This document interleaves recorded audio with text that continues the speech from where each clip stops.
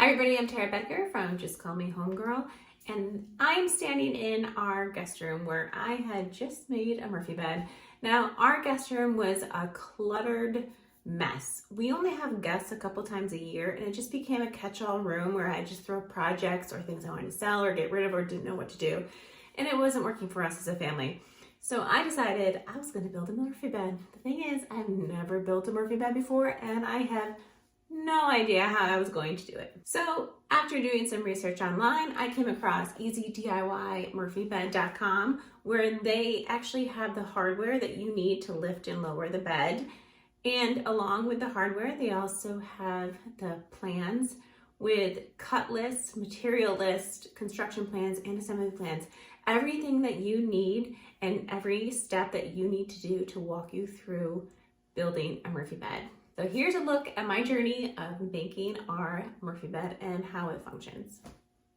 These may seem a little overwhelming, but once you start doing it and just go page by page, it's actually very simple and very easy to understand. To cut the plywood, I used the Kreg Jig AccuCut so I could rip down the large boards into smaller ones and then feed those through my table saw. You don't need a table saw for this project. It does make it easier, but you can also have like Lowe's or Home Depot rip them down for you as well. I followed the plan step by step of adding the hardware and attaching the boards to one another. It actually was really easy, just a little bit time consuming.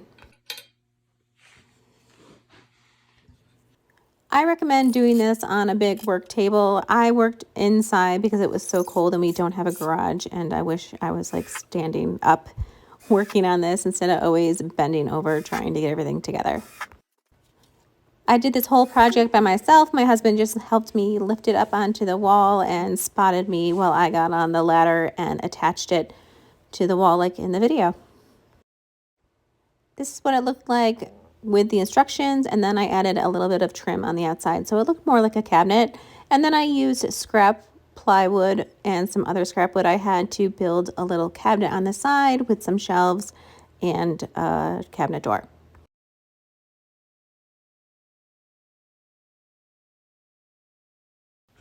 I really like the way the whole thing came together, and of course I need to add a couple more personal touches by the inside, putting on a peel and stick wallpaper for a little pop, and it just completes the room. It looks like a cabinet, it doesn't really look like a bed, and it's going to be so much more functional for our family that we can use this room in other ways than a storage room.